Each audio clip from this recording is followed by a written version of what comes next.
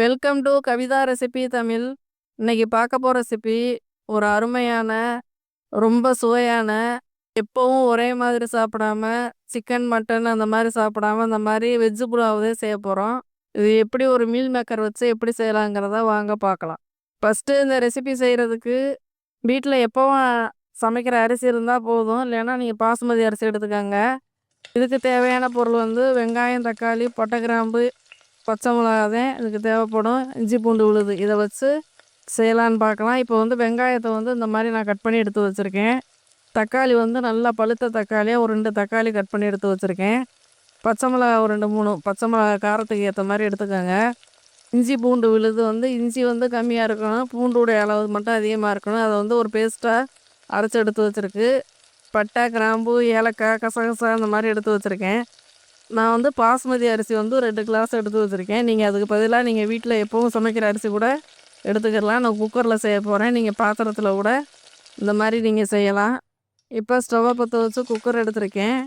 தேவைக்கு ஏற்ற மாதிரி எண்ணெய் ஒரு 3 குழிக்கரண்டி எண்ணெய் சேர்த்துருக்கேன். இப்போ எண்ணெய் நல்லா சூடாகட்டும். இப்போ எந்த எண்ணெய் வேணாலும் நீங்கள் சேர்த்துக்கோங்க. இந்த மாதிரி நான் சன்ஃப்ளவர் ஆயில் தான் சேர்த்துருக்கேன். நீங்கள் வாசனை இல்லாத எண்ணெயாக எடுத்துக்கோங்க. அந்த மாதிரி எடுத்து இந்த மாதிரி பட்டை 2 பட்டை, கிராம்பு, ஏலக்காய், பிரிட்ஜில் கசகசா, சாதி பத்திரி, கல்பாசி இந்த மாதிரி 1 2 கம்மியாக தான் எடுத்திருக்கேன். ஏன்னா நம்ம மசாலா வர சேர்க்க போகிற கறி மசாலா, கரம் மசாலா, அதனால் பட்டை, கிராம்பு நம்ம வீட்டில் என்ன இருக்குதோ அதை 1 2 சேர்த்துக்கோங்க. அந்த மாதிரி சேர்த்து நல்லா எண்ணெயிலே நல்லா பொரியட்டும். பொரிஞ்சதுக்கு பின்னாடி நம்ம வெங்காயத்தை சேர்த்துக்கலாம். இப்போ இந்த மாதிரி கட் பண்ணி வச்சுருக்க வெங்காயம் இந்த எண்ணெயில் சேர்த்து நல்லா வதக்கணும். வெங்காயமே ரொம்ப நல்லா வதங்கணும், இல்லைன்னா அந்தளவுக்கு ஒரு ருசி இருக்காது. அதனால் வெங்காயத்தை பிரியாணிக்கு எப்படி செய்கிறோமோ அதே மாதிரி நல்லா கலர் மாதிரி வரணும்.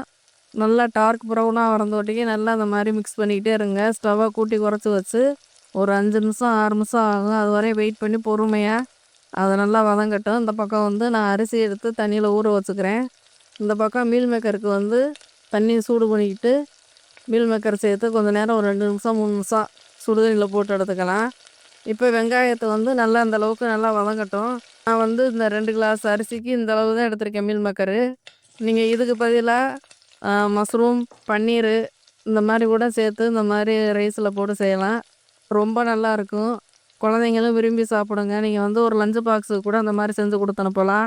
இல்லைன்னா ஆஃபீஸு, காலேஜ் பசங்க அந்த மாதிரி போகிறப்ப நீங்கள் ஈஸியாக காலையில் டக்குன்னு நீங்கள் செஞ்சு ஒரே ஒரே மாதிரி சாப்பாடு அது இதுன்னு நீங்கள் லேட்டாகும் செய்கிறதுக்கு. இந்த மாதிரி ஒரே ரைஸாக கிளறி கொடுத்துடலாம். இப்போ ஒரு 2 3 நிமிஷம் ஆகட்டும். மீல் மேக்கர் அந்த சுடு தண்ணியில் போட்டுட்டு பச்சை தண்ணி ஊற்றி நல்லா கழுவி எடுத்துக்கலாம். அந்த பக்கம் வெங்காயம் வதங்குது, நல்லா வதங்கட்டும். வெங்காயம் நல்லா வதங்கி வருது. இந்தளவுக்கு நல்லா வதங்கட்டும். நல்லா வதங்கத்தான் நல்லா ஒரு டேஸ்ட்டாக இருக்கும். இன்னும் ஒரு 3 நிமிஷம் வதங்கட்டும் வெங்காயம். இந்த பக்கம் மீல் மேக்கர் சுடுதண்ணியில் ஒரு 2 3 நிமிஷம் அப்படியே போட்டு வச்சிடலாம். இப்போ இந்த வெங்காயம் வதங்குறப்ப இந்த பச்சை மிளகாயும் சேர்த்து நல்லா வதக்கிக்கலாம் வெங்காயத்தோட.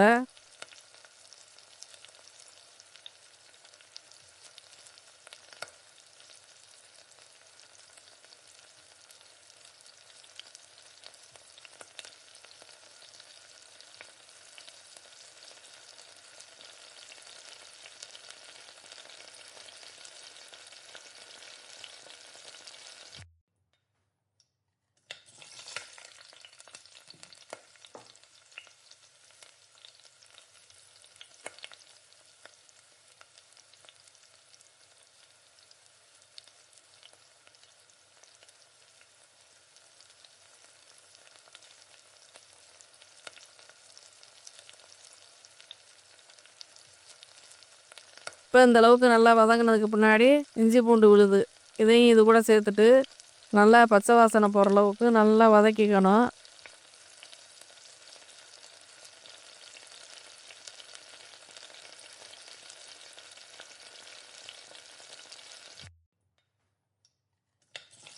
இப்போ இஞ்சி பூண்டு விழுது பாத்திரத்தில் ஒட்டாத அளவுக்கு நீங்கள் ஸ்டவ்வை முழுமையாக கம்மி பண்ணி வச்சுட்டு நல்லா வதக்கிக்கோங்க.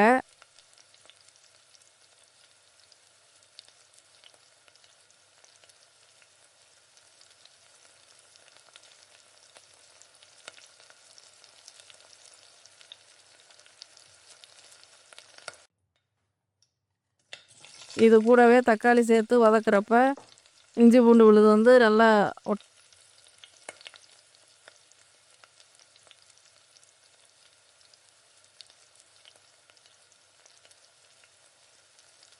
ஒட்டாது பாத்திரத்தில். அதனால் உப்பு சேர்த்து சீக்கிரமே வதக்கிக்கிறலாம். தக்காளி பார்த்தா சீக்கிரம் வேகும். அதனால் கொஞ்சமாக உப்பு சேர்த்து நல்லா வதக்கிக்கிறேன். இந்த அளவுக்கு நான் தூள் உப்பு தான் சேர்த்துருக்கேன். நீங்கள் கல் உப்பு இருந்தால் கூட சேர்த்துக்கலாம்.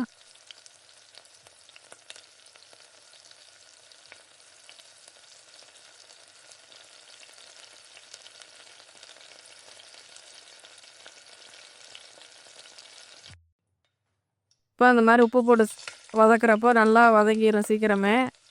இப்போ மீல் மேக்கருக்கு பதிலாக நீங்கள் காய்கறி கேரட்டு பீன்ஸ் இருந்தால் கூட சேர்த்து இது கூட செய்யலாம். அந்த மாதிரி இப்போ ஒரு கைப்பிடி புதினா கொத்தமல்லி இதை சேர்த்து நல்லா இந்த மாதிரி வதக்கிக்கோங்க.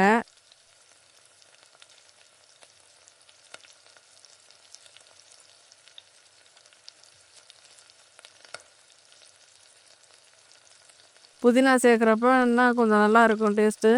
அதுக்காண்டி சேர்த்துருக்கேன். நீங்கள் இல்லைன்னா கூட நீங்கள் புதினா வந்து தேவையில்லைன்னா நீங்கள் கருவேப்பிலை மட்டும் கூட போட்டு செய்யலாம்.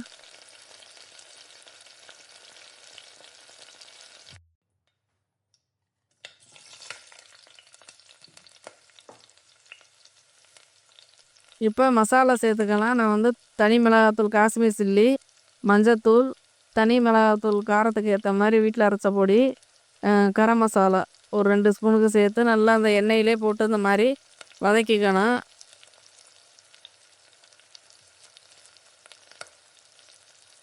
மசாலா வந்து பச்சை வாசனை போகிற அளவுக்கு நல்லா எண்ணெயிலே வதக்கணும்.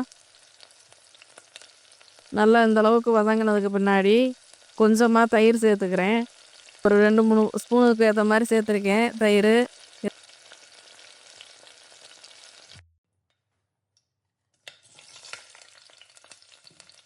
இதையும் நல்லா இந்த மசாலாவை கூட நல்லா வதக்கிக்கோங்க. இப்போ இந்த மீல் மேக்கரை வந்து நல்லா பச்சை தண்ணி ஊற்றி நல்லா கழுவிட்டு நல்லா வடிச்சிட்டு தண்ணியை இந்த மாதிரி இது கூட சேர்த்துக்கோங்க.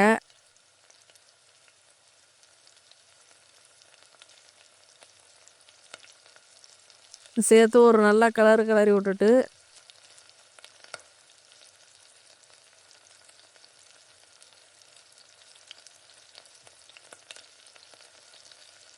ஒரு கிளாஸுக்கு வந்து தண்ணி 1.25 கிளாஸ் எடுத்துக்கோங்க. கரெக்டாக இருக்கும்.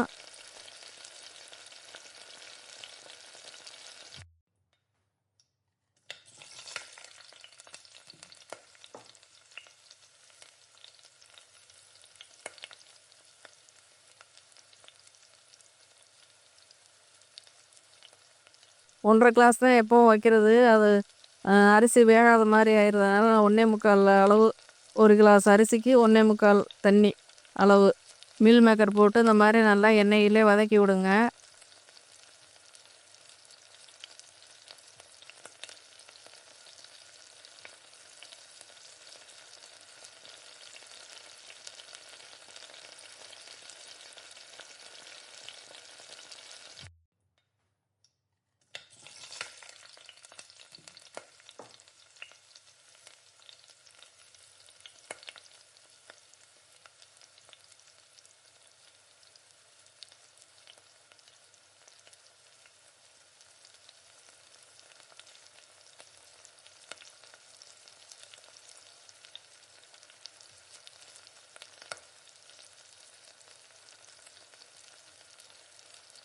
வதக்கி விட்டுட்டு இப்போ நம்ம தண்ணி சேர்த்துக்க போகிறோம். நம்ம ஒரு கிளாஸ் அரிசிக்கு வந்து 1.25 சொல்லியிருந்தோம். அந்த அளவு தான் இப்போ சேர்க்க போகிறோம். ஏற்கனவே நான் அரிசி பாஸ்மதி அரிசி வந்து ஊற வச்சுட்டேன். இதுக்கு பதிலாக நீங்கள் வீட்டில் எப்பவும் சமைக்கிற அரிசி கூட யூஸ் பண்ணிக்கோங்க. இப்போ வந்து நான் சேர்த்துட்டு இது கூட நெய் சேர்த்துருக்கேன். நெய் சேர்த்து மூடி போட்டு வச்சுருங்க. நல்லா தண்ணி நல்லா கொதி வந்ததுக்கு முன்னாடி தான் அரிசி சேர்க்கணும். ஏன்னா முன்னாடியே நம்ம சேர்த்துட்டோம்னா அந்த அரிசியெல்லாம் உடஞ்சிரும். அதனால் நம்ம நல்லா கொதி வந்ததுக்கு முன்னாடி சேர்த்துக்கலாம். இப்போ நம்ம அரிசியை நல்லா கழுவிட்டு தண்ணியை நல்லா ஒட்ட வடிச்சிட்டு சேர்த்துக்கலாம். இப்போ தண்ணி நல்லா கொதிச்சு வருது. இப்போ அரிசியை சேர்த்துக்கலாம். அரிசி சேர்த்துட்டு உப்பு இருக்கான்னு செக் பண்ணி பார்த்துக்கோங்க. கொஞ்சம் அதிகமாக இருக்கணும். அரிசி போட்டதுக்கு முன்னாடி கொஞ்சம் கைக்கிற மாதிரி லைட்டாக கொஞ்சம் அதிகமாக இருக்க மாதிரி இருக்கணும். அப்போ தான் கரெக்டாக இருக்கும். செக் பண்ணிவிட்டு மூடி போட்டு வச்சுக்கலாம். இப்போ வந்து நான் உடனே வெயிட்டு போடல. ஏன்னா ஆவி வெளியில் வர்றப்போ நான் போட்டுக்கிறேன். போட்டுட்டு ஒரு விசில் வந்தோடனே நான் ஸ்டவ் ஆஃப் பண்ண போகிறேன். அப்பதான் கரெக்டா உடையாம எடுக்க முடியும். இப்ப நான் குக்கர் வெயிட்ட போட்டு ஒரு விசில் வர வச்சுட்டு, ஸ்டவ்வ வந்து ஒரு சிம்லயே வைக்க போறேன். ஒரு 5 நிமிஷம் சிம்ல வச்சுட்டு ஆஃப் பண்ண போறேன். இப்ப ஒரு விசில் வந்துருச்சு. இப்ப ஸ்டவ்வ சிம்ல வச்சுட்டு ஒரு 5 நிமிஷம் கழிச்சு ஸ்டவ்வ ஆஃப் பண்ணிக்கிறலாம். இப்ப ஒரு அருமையான வெஜ் புலாவ் ரெடி ஆயிருச்சு. நீங்களும் இந்த மாரி செஞ்சு பாருங்க. அரிசி உடையாம அந்த பக்குவத்துல கரெக்ட்டா வெந்துருச்சு. இந்த மாரி நீங்களும் செஞ்சு பாருங்க. உங்க குழந்தைங்களுக்கு செஞ்சு குடுங்க. விரும்பி சாப்பிடுவா எல்லாருமே. இந்த வீடியோ பிடிச்சிருந்தா லைக் பண்ணுங்க, ஷேர் பண்ணுங்க. மறக்காம சப்ஸ்கிரைப் பண்ணிருங்க. ஹைப் பண்ணிருங்க.